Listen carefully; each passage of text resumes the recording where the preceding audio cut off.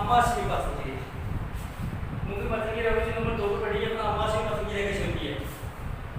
भोजन है, जैसे मुख में भोजन आता है, जीभ भोजन को इधर उधर घुमाती है, और जैसे भोजन को जीभ इधर उधर घुमाती है उसी समय मुख में पाए जाने वाले लार से दांत स्राव होती है, वो लार भोजन में जाती है, जिसके कारण भोजन चिपचिपा और रसरसा हो जाता है।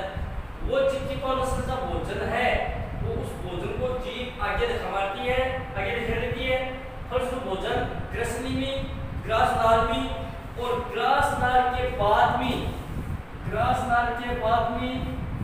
जो आमाशय का ये जो भाग होता है इसका भाग नाम का कार्डियो भाग, उस कार्डियो भाग के द्वारा जैसे भोजन आमाशय में पहुंचता है, कार्डियो यहाँ से ग्रासनाल से होता हुआ भोजन आमाशय प्रथम भाग जो कार्डियो भाग बोलते हैं, कार्डियो भाग वहां पर बहुत पाया जाता है। जैसे भोजन का दबाव पड़ता है, भोजन वो कार्डियो भाग के द्वारा आमाशय में पहुंच जाता है। तो कार्डियो भाग के द्वारा जैसे भोजन आमाशय में पहुंचता है, आमाशय की भीतरी सतह पर जठर ग्रंथियां पाई जाती हैं। नाम आता है एक बार जठर ग्रंथियों का, जठर ग्रंथियां पाई जाती हैं। आमाशय के आंतरिक सतह पर कौन सी ग्रंथियां पाई जाती हैं? जठर ग्रंथियां पाई जाती हैं। इन जठर ग्रंथियों से कौन सा HCl हाइड्रोक्लोरिक अम्ल स्रावित होता है? उन जठर ग्रंथियों से हाइड्रोक्लोरिक अम्ल स्रावित होता है। हाइड्रोक्लोरिक अम्ल तथा एक तो हाइड्रोक्लोरिक अम्ल होगा और दूसरा होगा आपका हाइड्रोक्लोरिक अम्ल और पाचक एंजाइम पेप्सिन व रेनिन। दो पर एक तो हाइड्रोक्लोरिक अम्ल होगा और दो होंगे पाचक एंजाइम। दो पाचक एंजाइम होंगे, एक तो होगा पेप्सिन और एक होगा रेनिन, ये दो एंजाइम। यानी जैसे सबसे महत्वपूर्ण पॉइंट यही आमाशय पाचन क्रिया है, क्योंकि वो पाचन क्रिया नहीं होता परीक्षा में बोर्ड की वगैरह आता है, तो सबसे महत्वपूर्ण पॉइंट ये होता है कि आमाशय भोजन का पाचन। अगर आनाल और इसके बाद भी पाचन क्रिया पूछी जाती है बोर्ड में, तो सबसे पहले आमाशय के बारे में पूछी जाती है, सबसे महत्वपूर्ण पॉइंट होता है। तो जैसे ही भोजन वो कार्डियो भाग के द्वारा आमाशय में पहुंचता है, आमाशय की दीवारों में ग्रंथियां पाई जाती हैं, जिसके द्वारा कौन सा स्रावित होता है? आमाशय की भीतरी सतह पर ये जठर ग्रंथियां पाई जाती हैं और जठर ग्रंथियों से हाइड्रोक्लोरिक अम्ल स्रावित होता है तथा साथ में पाचक एंजाइम पेप्सिन और रेनिन स्रावित होते हैं। अब हाइड्रोक्लोरिक अम्ल का तो काम क्या होता है? ये हाइड्रोक्लोरिक अम्ल का क्या काम करेगा और पेप्सिन और रेनिन क्या काम करेंगे? दोनों का काम होता है। जठर ग्रंथि से हाइड्रोक्लोरिक अम्ल निकलेगा और साथ में कुछ पाचक एंजाइम निकलेंगे, जिसको पेप्सिन और रेनिन के नाम से जाना जाता है। हाइड्रोक्लोरिक जो अम्ल होता है वो भोजन का माध्यम एक तो अम्लीय बनाता है, भोजन का माध्यम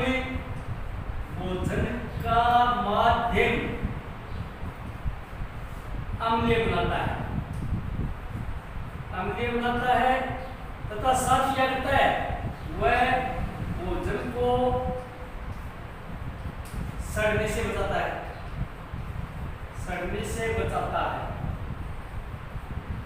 वह भोजन को सड़ने से बचाता है। ये दो काम तो होते हैं हाइड्रोक्लोरिक अम्ल के। एक तो भोजन का माध्यम अम्लीय बना देता है ये, और दूसरा काम करता है भोजन को सड़ने से बचाता है। और यही दोनों काम अपन आगे रखेंगे कि भोजन के पाचन में हाइड्रोक्लोरिक अम्ल क्या भूमिका होती है, हाइड्रोक्लोरिक अम्ल का कार्य बताइए। तो हम बताएंगे हाइड्रोक्लोरिक अम्ल है वो आमाशय में भोजन का माध्यम अम्लीय बनाता है तथा भोजन को सड़ने और गलने से बचाता है। तो ये तो हो गया हाइड्रोक्लोरिक अम्ल का काम। नंबर 2 पर जो पेप्सिन और रेनिन होता है वो क्या काम होता है? पेप्सिन एंजाइम प्रोटीन को पेप्टाइड में बदलता है। ये जो पेप्सिन एंजाइम है वो प्रोटीन को पेप्टाइड में बदलता है। प्रोटीन को पेप्टाइड में बदलता है। अलग अलग काम भी याद रखनी पड़ेगी साथ में, एक अलग अलग के लिए। यदि हाइड्रोक्लोरिक अम्ल के कार्य बताइए तो भोजन का माध्यम अम्लीय बनाता है और भोजन को सड़ने गलने से बचाता है। पेप्सिन एंजाइम का कार्य देखिए तो प्रोटीन को पेप्टाइड में बदलता है तथा प्रोटीन का अपघटन कर देता है, और रेनिन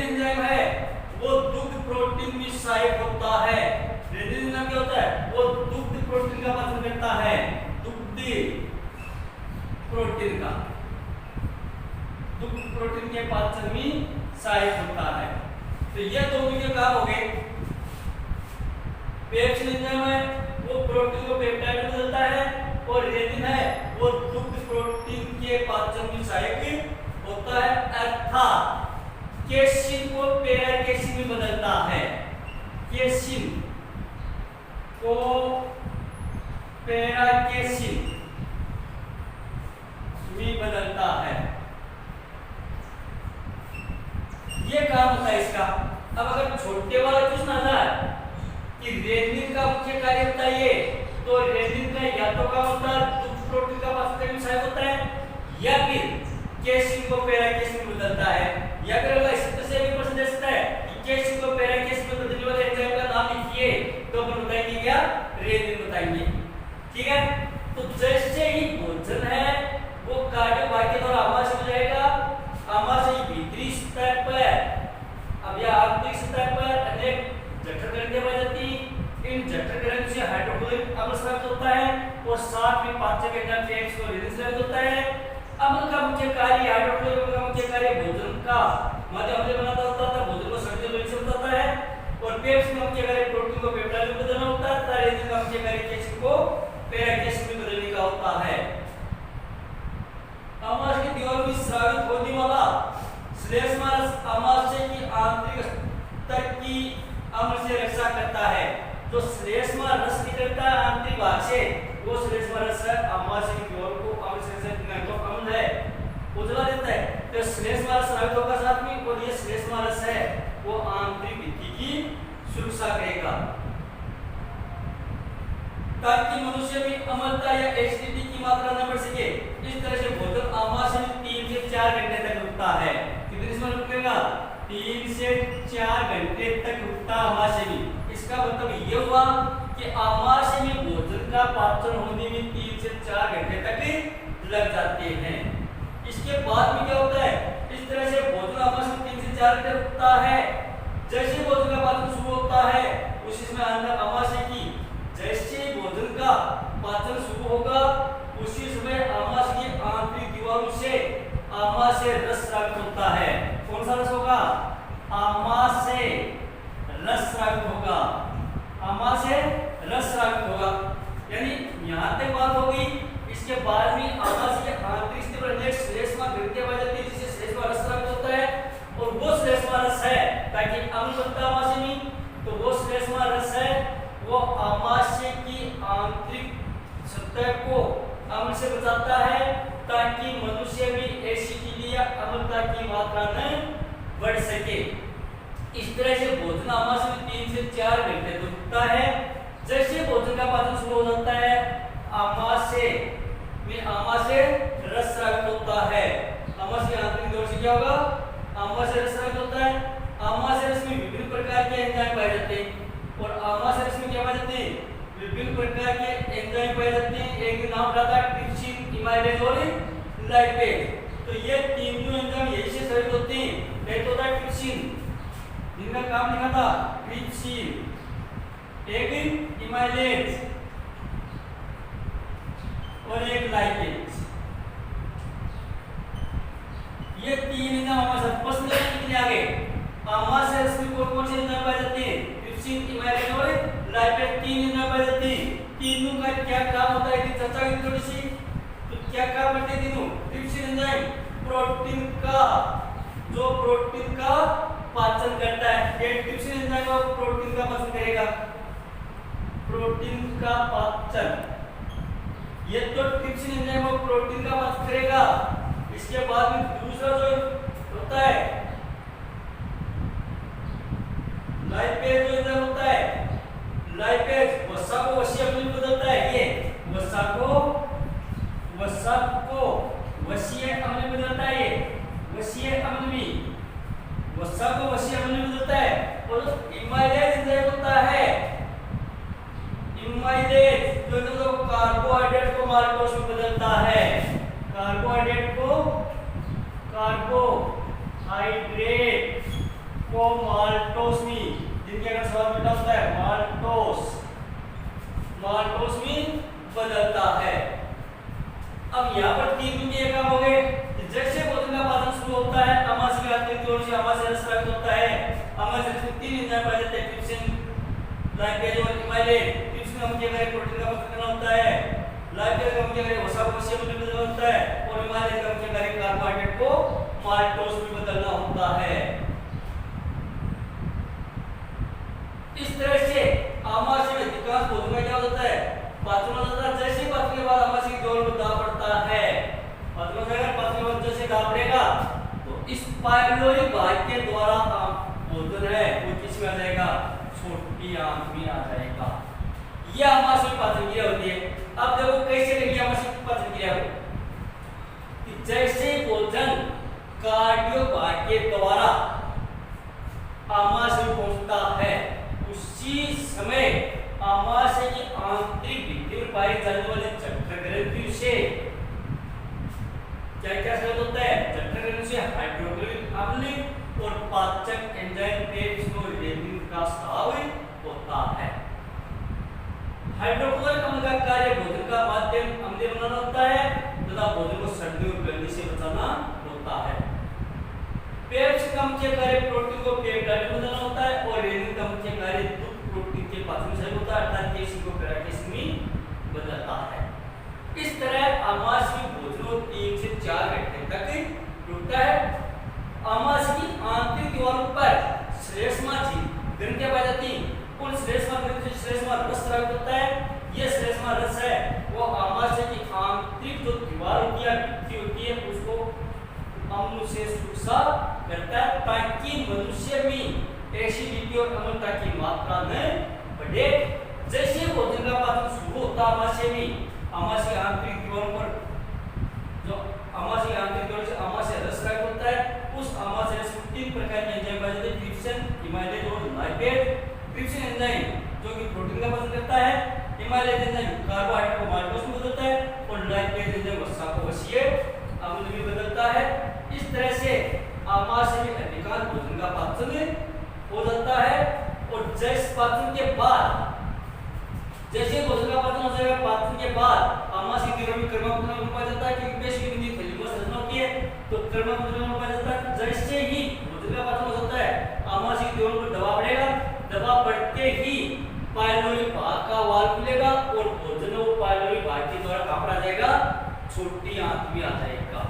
इस तरह से आमाशय पाचन क्रिया होती है। सबसे मुख्य पाचन क्रिया यही होती है आमाशय और यही पर छोटे बहुत सारे प्रश्न आ गए।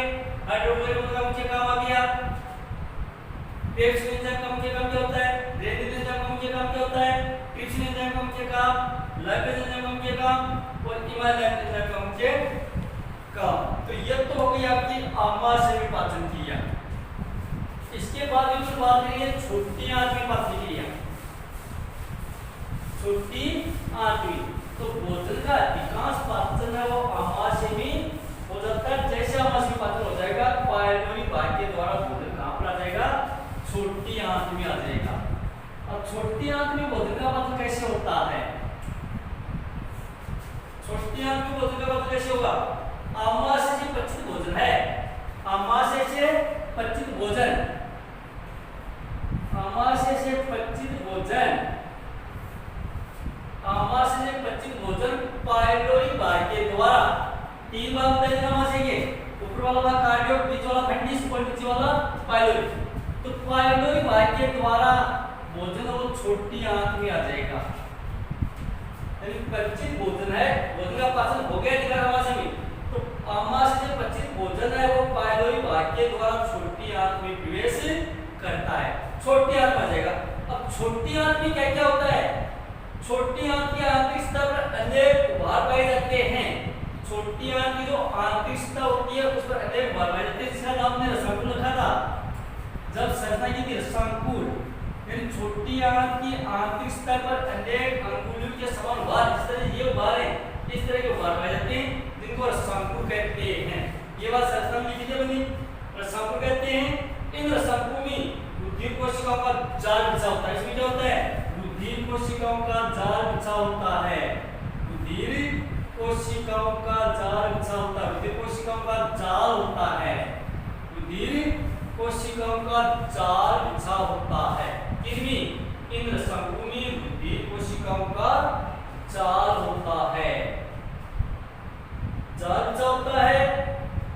छोटी आंत की आंतरिक सतह से रस स्रावित होता है। छोटी आंत की जो आंतरिक सतह होगी इनसे भी एक रस स्रावित होगा। आंतरिक सतह से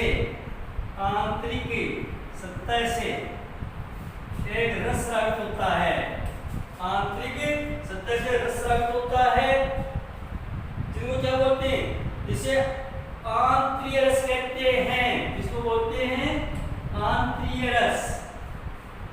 आंतरीय रस कहते हैं। आंत से जो रस स्रावित होता है, आंतरिक सतह से रस स्रावित होता है, उसको आंतरीय रस कहा जाता है।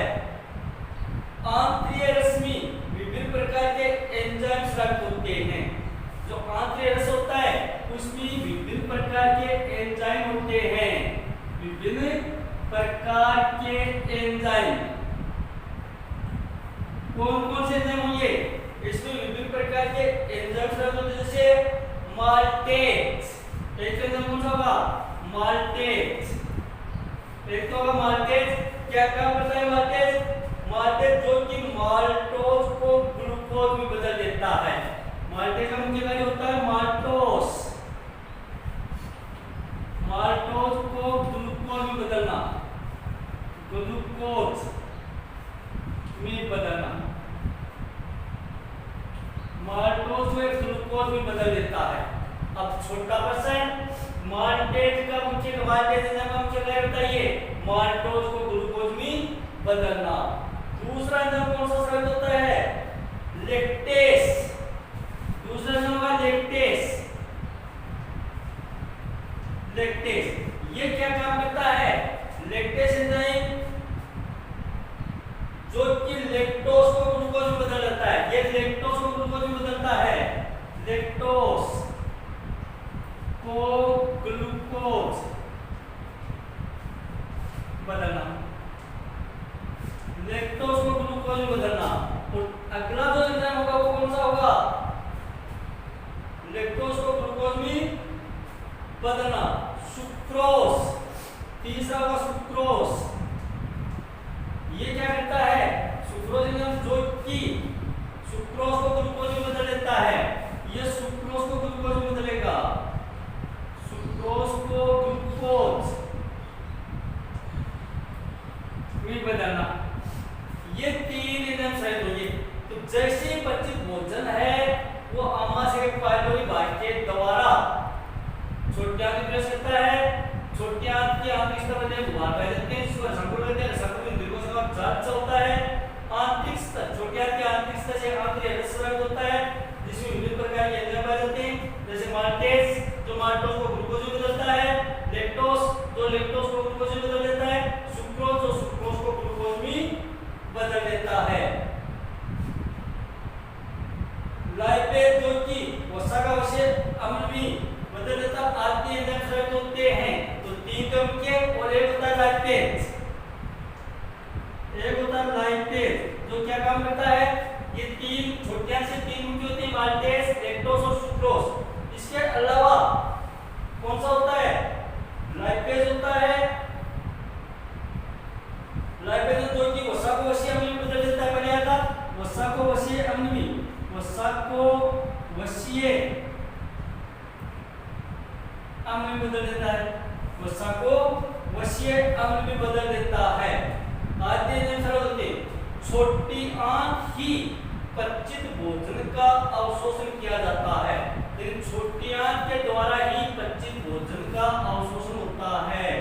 पचित भोजन का अवशोषण, पचित भोजन का अवशोषण छोटी आंत में होता है। यह मुख्य काम होता है कि छोटी आंत का मुख्य कार्य लिखिए तो करेंगे पचित भोजन का अवशोषण करना। या फिर छोटा क्वेश्चन आता है कि पचित भोजन का अवशोषण आहार नाल के किस भाग में होता है? तो बताइए छोटी आंत में। यह छोटी आंत का सबसे महत्वपूर्ण प्रश्न यही है कि पचित भोजन का अवशोषण आहार नाल के किस भाग में होता है? तो बताइए छोटी आंत में होता है।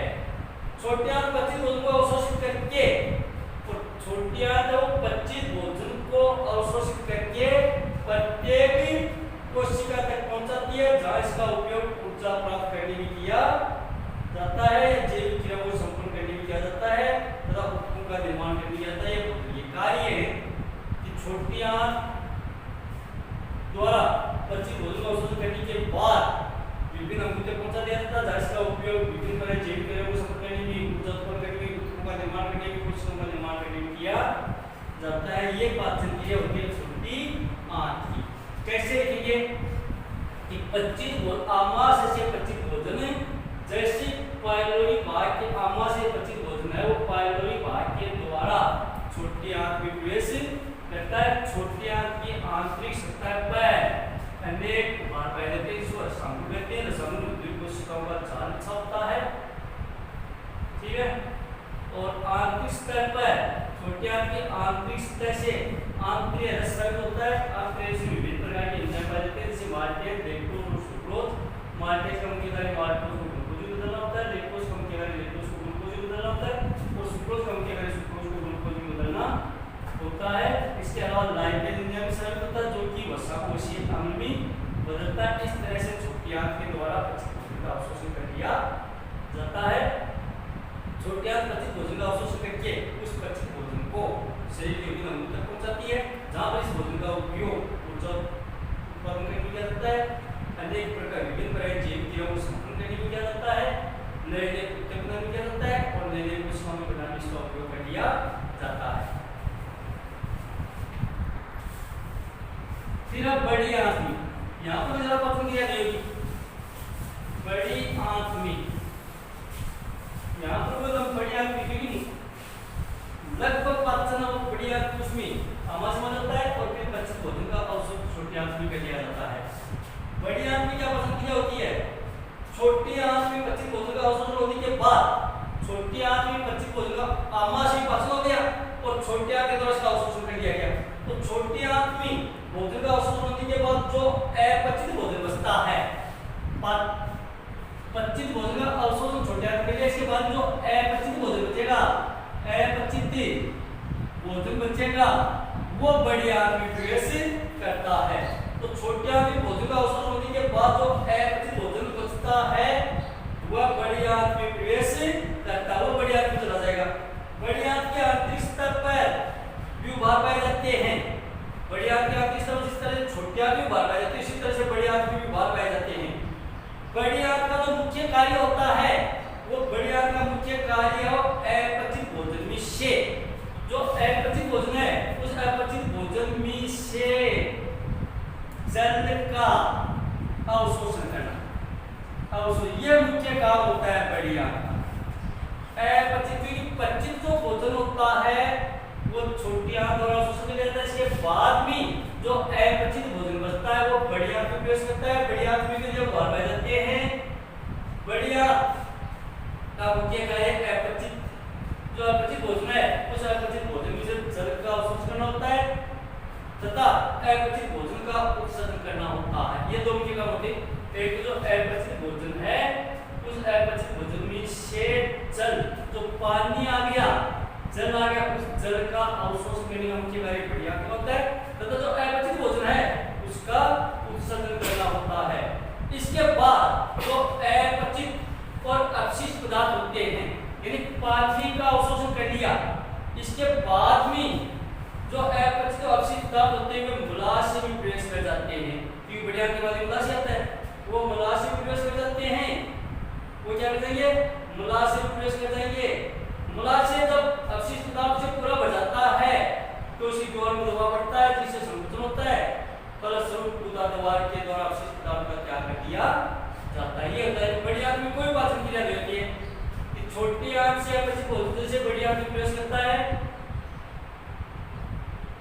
बड़ी आंत में जैसे ही प्रवेश कर जाता है तो बड़ी आंत है उस अपचित भोजन में से क्या कर देती है?